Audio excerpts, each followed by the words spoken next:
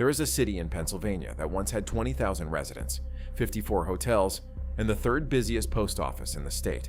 John Wilkes Booth was an investor. The whole place sold for $4.37. That is not the strangest ghost town on this list. Pennsylvania was America's first industrial powerhouse. Coal, steel, oil, railroads, lumber. The state built bigger, dug deeper, and extracted harder than almost anywhere else in the country. And when the industries left, they did not clean up after themselves. They just left. What got left behind is not history in the way a museum is history. It is the physical evidence of decisions that nobody has fully accounted for. One town on this list has been on fire since 1962 and will keep burning for another 250 years. Another sits 50 feet underwater and only appears during droughts. A third was seized from farming families for a munitions plant that operated for less than 1 year, then stored mustard gas in 149 concrete bunkers, and is now a place where people hunt deer. Like this video if you have ever driven through Pennsylvania and assumed there was nothing between the toll plazas. Subscribe because we do the research so you do not have to. 13 ghost towns. Let us break it down. Number 13, Eckley Miners Village in Luzerne County. Welcome to the coal town that has been frozen since the 1870s and nobody hit defrost. Eckley was built in 1854 as a coal company town. Miners lived in company houses, bought from company stores, owned nothing. The population peaked around 1,000.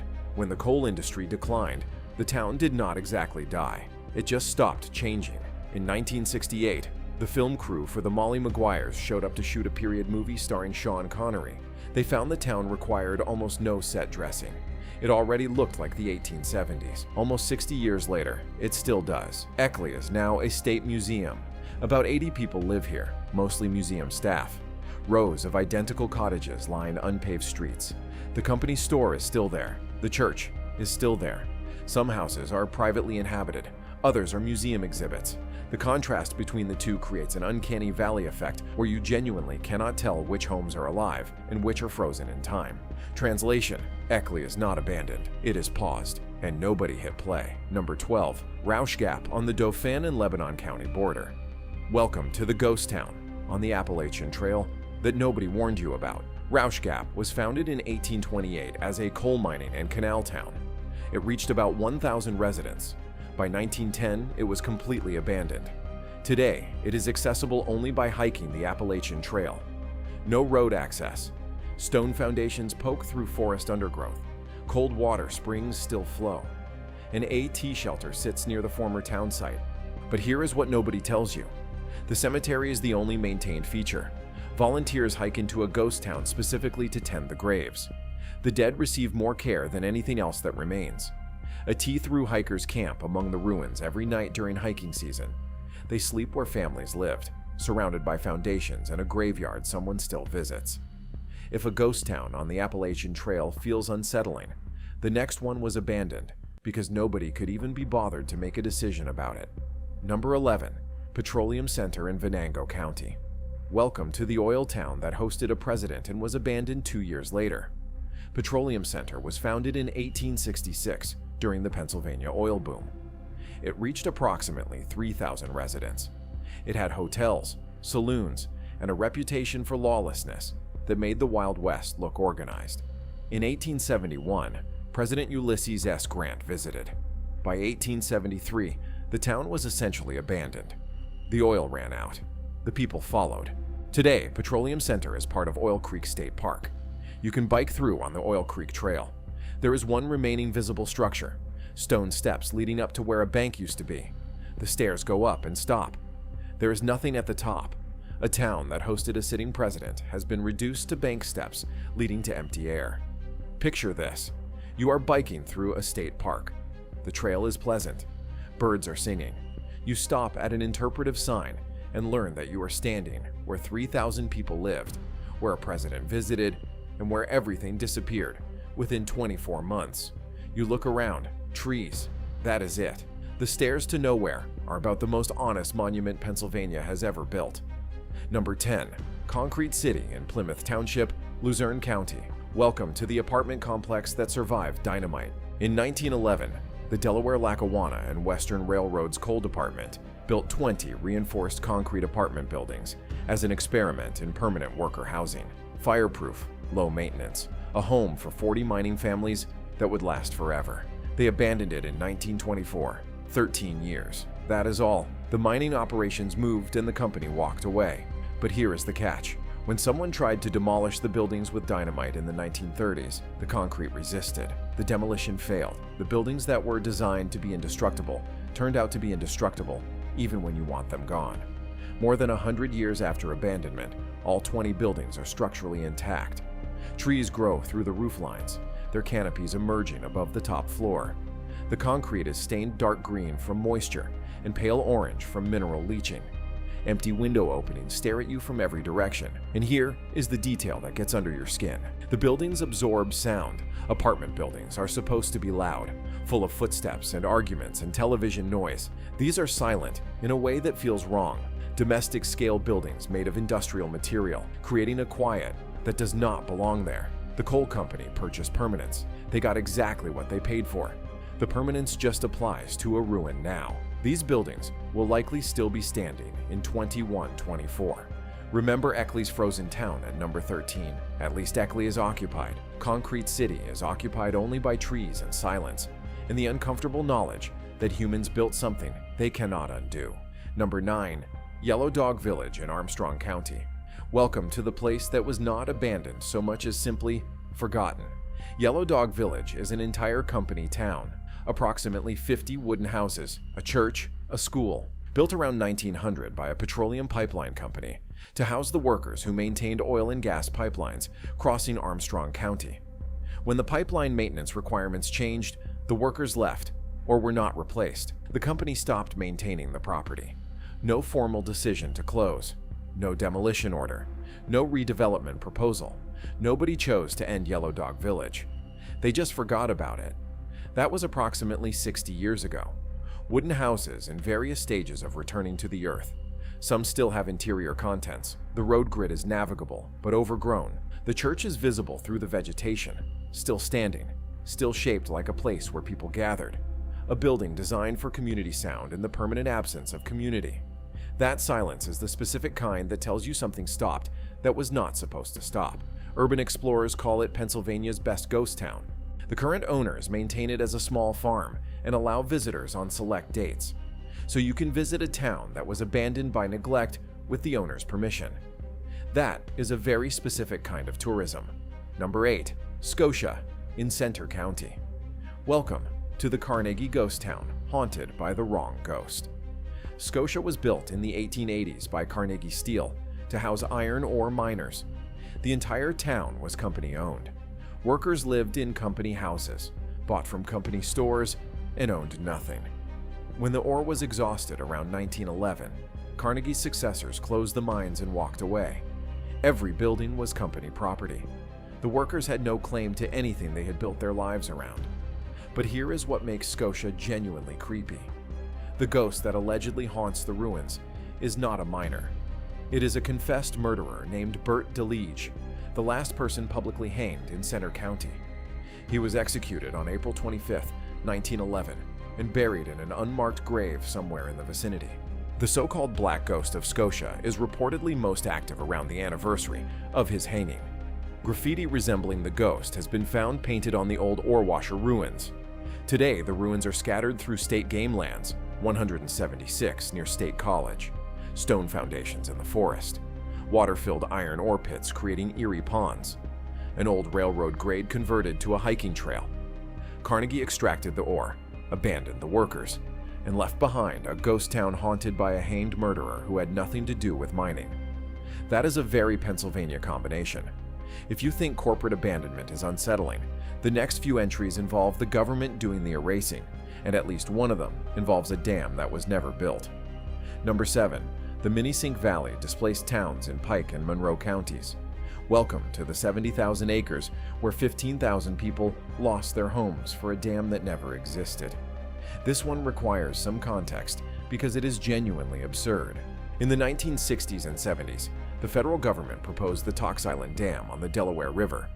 It would have been one of the largest dams ever constructed in the United States. To build it, The government used eminent domain and condemnation to displace approximately 15,000 people from the Minisink Valley. Some families had connections to this land going back hundreds of years. They were given limited options and told to leave for the greater good. Then the dam was never built. Environmental groups raised concerns. Engineers discovered the proposed site was dangerously close to a fault line. The project was canceled, but the displacement was already done. The people were already gone. Their farmhouses, barns, churches, and schools were either demolished or left to rot. The land became the Delaware Water Gap National Recreation Area. It now covers 70,000 acres and receives nearly 5 million visitors per year. 5 million people annually hiking past the decaying homes of families who were told to sacrifice for a dam that someone eventually realized was going to be built on a fault line. Let that settle for a moment. The government took the land, displaced 15,000 people, discovered the dam site was unsuitable, canceled the project, and then turned the stolen land into one of the most visited national recreation areas in America. Here is the thing about the Minisink Valley that does not resolve cleanly. The abandoned farmhouses, barns, and churches are still there. Some have been maintained as historical exhibits within the park. Others are simply decaying in the forest. 5 million visitors walk past them every year. Most have no idea why the buildings are empty. No prominent signage explains that these were not abandoned by choice. These were taken for a project that was abandoned by the government. Remember Rausch Gap at number 12, where volunteers hike in to tend a cemetery? At least Rausch Gap's residents left because the coal ran out. The Minisink Valley residents left because the government told them to. And then the government changed its mind. If you have made it this far, please consider liking the video and subscribing. It is completely free, and we bring new content about Pennsylvania's hidden stories regularly. Number 6. Frick's Lock in Chester County. Welcome to the colonial village that survived 250 years of American history and was killed by a nuclear power plant. Frick's Lock dates to the 1720s. That is before the Declaration of Independence, before the Revolutionary War, before the United States existed. This small canal village along the Schuylkill River survived the founding of the country, the Civil War, 2.5 centuries of floods, and the complete transformation of the American economy. It survived everything. Then in the 1970s and 1980s, the Limerick Nuclear Generating Station was built next door. Residents were relocated. The village was abandoned within the plant's emergency planning zone. The buildings were left standing. Today, 300-year-old stone colonial buildings deteriorate slowly, while massive nuclear cooling towers rise directly behind them. The visual juxtaposition is one of the most surreal abandoned sites in Pennsylvania. Buildings that predate American independence sitting in the evacuation zone of a nuclear reactor. Can we talk about this for a second? Frick's Lock survived the Revolutionary War. It survived the Civil War. It survived every flood the Schuylkill River threw at it for a quarter millennium. And what finally killed it was splitting atoms. That is not history. That is irony wearing a hard hat. Access to Frick's Lock is restricted because it sits within the nuclear plant's security zone. You can see it from certain vantage points, but you cannot walk through, which means the colonial village is now guarded by nuclear security. The buildings that predate electricity are protected by people monitoring nuclear fission. Remember Concrete City's indestructible buildings at number 10? At least those survived their enemy.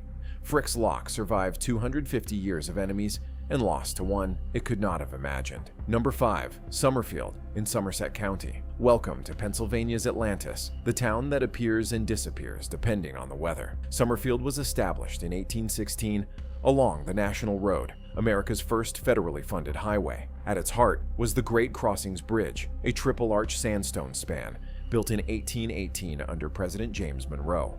It was 375 feet long and 40 feet high, the longest bridge on the original Route 40. The town existed for over 125 years. Then in the 1940s, the U.S. Army Corps of Engineers built the Youghiogheny Dam. 176 residents were displaced. The town was demolished. The reservoir filled. Somerfield went underwater. The Great Crossings Bridge now sits approximately 50 feet beneath the surface of Youghiogheny River Lake. But here is what makes Somerfield unlike any other ghost town on this list. During severe droughts, the water level drops enough that the town reappears. The bridge reemerges, sidewalks become visible, streets materialize, tree stumps surface, building foundations rise from the lake floor. In October 2024, A severe drought dropped the lake level far enough that the bridge was walkable for the first time in years. Hundreds of thousands of visitors came. Newsweek covered it. An Army Corps engineer said they got to walk back in time and see everything that was here before they started their operation. Then the rains returned. The water rose, and Somerfield disappeared again. The town has been appearing and disappearing for 80 years. Number 4. Kinzua in Warren County. Welcome to the place where the word forever lasted 170 years. This entry is different from the others on this list. It requires a tone shift because the story demands it. In 1794, President George Washington signed the Treaty of Canandaigua with the Seneca Nation. The treaty guaranteed their land, in the language of the document, forever. In the 1960s, the federal government authorized the Kinzua Dam on the Allegheny River. The dam would flood over 10,000 acres of that treaty-protected land. Over 600 Seneca Nation members were forcibly relocated. Communities that had existed for generations, Kinzua, Cold Spring, Quaker Bridge, Red House, were submerged. The word Kinzua means place of many fishes in the Seneca language. The place named for its abundance was drowned. Civil engineer Arthur Morgan proposed an alternative plan, the Conewango-Cattaraugus Plan, that would have provided flood control without destroying Seneca lands. Federal authorities rejected it. Eleanor Roosevelt called the displacement a shameful thing. And here is the detail that carries the most weight. The Army Corps of Engineers burned the remaining structures before flooding the area. Not demolished, burned. The specific intent was to prevent anyone from returning. A treaty signed by George Washington, violated 170 years later. An alternative plan that would have saved the land, rejected. The buildings burned before flooding so nobody could come home. The Kinzua Dam has prevented an estimated $1.2 billion in flood damage since completion. That is the number. That is the trade. Whether that math is acceptable depends on what you believe a treaty means and who gets to break one. This is not the same kind of ghost town as the others on this list. There are no ruins to visit because the ruins are underwater. There are no foundations to photograph because they were burned first. The Allegheny Reservoir covers what was. The Kinzua Bridge Skywalk, which is a separate structure nearby, and not the same site, draws visitors who may not know what lies beneath the water. The ghost towns on this list were killed by coal, oil, fire, dams, and nuclear power. Kinzua was killed by a broken promise. And the Seneca remember Somerfield's bridge that reappears during droughts. At Kinzua, nothing reappears. They made sure of that. Number 3. Alvira in Union County. Welcome to the place where farmhouse foundations and chemical weapons bunkers are on the same trail, and nobody put up a sign explaining either one. In 1942, the War Department arrived in a farming community in north-central Pennsylvania with news that would end a way of life that had lasted generations. Approximately 70 farming families, over 500 people, were told their land was being seized under eminent domain. They were given weeks to pack up and leave ancestral farms. The purpose was to build the Pennsylvania Ordnance Works, a TNT manufacturing plant for World War II. The families were told they were sacrificing for American victory. Here is what happened next. The TNT plant operated for less than 1 year. After the war, the same land was converted into a Cold War chemical weapons storage depot. 149 earth-covered concrete bunkers were built to store mustard gas and related chemical agents. The farming families who gave up their land for victory in World War II did not get their land back. Instead, their fields became a chemical weapons stockpile. The weapons were eventually removed. The Pennsylvania Game Commission received the land. Today, it is State Game Lands 252, public hunting ground. The purpose of their sacrifice changed 3 times. American victory became TNT for less than a year, became mustard gas for decades, became deer hunters forever. The displacement was permanent. The reason kept changing. Here is what the trail looks like today. You walk game land paths that follow the old community roads. Stone foundations from the displaced farmhouses are visible through undergrowth. Then 50 yards later, one of the 149 rounded mounds of earth-covered concrete bunkers rises from the forest floor, low enough to mistake for a natural hill at first, regular enough in spacing to be clearly artificial when you look closer. Both features on the same walk. No signs explain either one. The farmhouse cellar from before 1942 and the chemical weapons bunker from the Cold War sit within sight of each other, two entirely different chapters of the same story on the same trail, and nobody bothered to connect them. The cemeteries are the only maintained features. Someone still tends the graves. Everything else is silence and bunkers and foundations, and the knowledge that 70 families gave up everything for a plant that ran for less than a year. Remember the Minisink Valley at number 7, where 15,000 people were displaced for a dam that was never built? Alvira said, "Hold my mustard gas." Number 2, Pithole City in Venango County. Welcome to the city of 20,000 that was sold for $4.37, and one of its investors was the man who killed Abraham Lincoln. On January 7, 1865, oil was struck at the Fraser Well along Pithole Creek at a depth of 615 feet. Within months, 20,000 people flooded in, mostly Civil War veterans and land speculators carrying pockets full of post-war paper money and the kind of optimism that only exists before the first crash. At its peak, Pithole had at least 54 hotels, a theater seating 1,100 with a Shakespearean actress performing Lady Macbeth, the third busiest post office in Pennsylvania, behind only Philadelphia and Pittsburgh, 3 churches, a newspaper, a railroad, the world's first oil pipeline built by Samuel Van Sickle to bypass the Teamsters, who were charging outrageous rates to haul barrels through mud. The Teamsters responded by sabotaging the pipeline at night until the Pinkertons were brought in to guard it. And yes, John Wilkes Booth owned a share in the dramatic well at Pithole. The Visitors Center director put it simply. Then he sold out and went off to assassinate Lincoln. His cane and a $5 bill used to pay room rent are reportedly held by the Drake Well Museum. Lincoln's assassin was an oil investor in the most famous ghost town in Pennsylvania. That detail alone belongs in a novel nobody would believe. Then in 1866, oil prices crashed. 17 major fires swept through the wooden city. New strikes elsewhere pulled people away. The population dropped from 20,000 to 2,000 in a single year. The 1870 census recorded 237 people. The borough charter was annulled in 1877, and in 1879, the remains of a city once valued at $2 million were sold back to Venango County for $4.37. According to records, that was approximately the price of a tough beef meal during the boom. The entire city was worth less than dinner. Today you walk mowed grass paths where 20,000 people lived. There are no standing structures.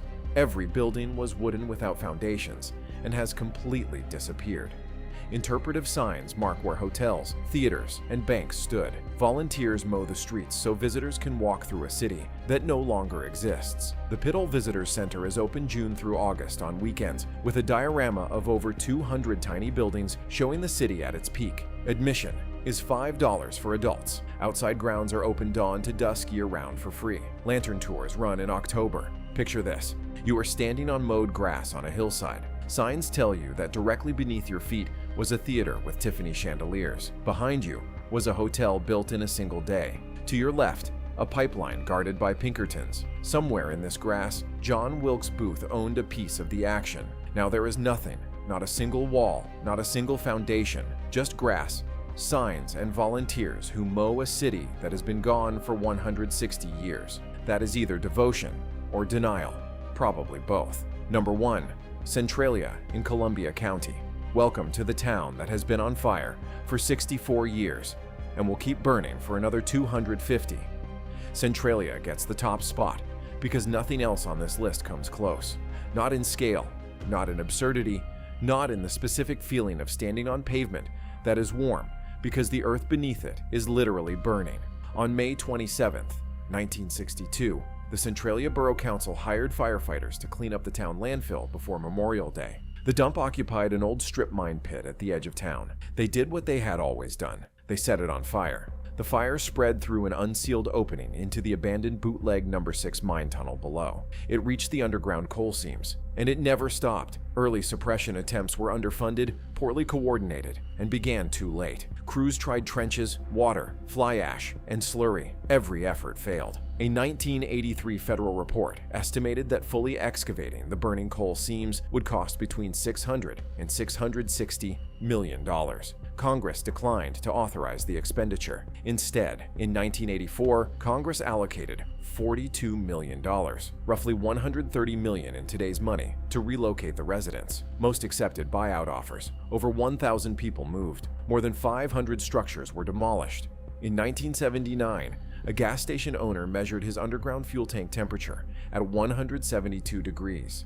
In 1981, 12-year-old Todd Domboski fell into a 150-foot sinkhole that opened beneath his feet in his own backyard. His cousin pulled him out. Carbon monoxide reached lethal levels in homes. People were dying slowly, and the ground was opening up and the temperature kept rising, and still some stayed. In 1992, Governor Casey invoked eminent domain on all remaining properties. Every building was condemned. The last holdouts fought in court and won a specific legal arrangement. They could remain in their homes for the duration of their natural lives. After they die, their properties revert to the state. It is called a life estate agreement. It means the state is waiting for you to die so it can take your house. A former mayor, Lamar Mervine, was 90 years old when he said it plainly. We had had other fires before, and they had always burned out. This one did not. A remaining resident, asked why they stayed, said, "We were born here. Our parents are buried here." As of 2026, approximately 5 people remain in Centralia.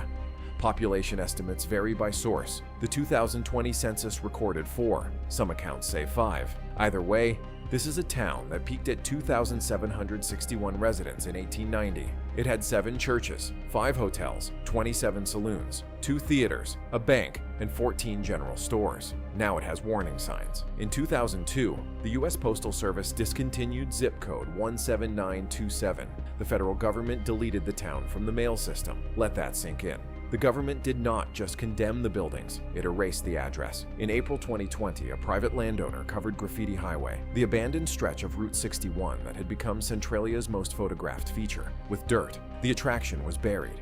Even the memorial to the fire was erased. And there is one more detail. A legend among locals says that Father McDermott, the first Catholic priest in Centralia, cursed the town in 1869 after being assaulted by members of the Molly Maguires. He allegedly predicted that one day only the church would remain standing. As of 2026, the Ukrainian Greek Catholic Church, built in 1911, is indeed one of the last structures still standing. The curse is either real or it is the most accurate prediction in Pennsylvania history. The fire beneath Centralia covers approximately 400 acres. It extends as deep as 300 feet. Underground temperatures exceed 1,000 degrees Fahrenheit in some hotspots. It advances along 4 separate fronts at approximately 75 feet per year. It could burn for another 250 years, and Pennsylvania has approximately 40 other active coal mine fires burning right now. Centralia is just the one that got famous.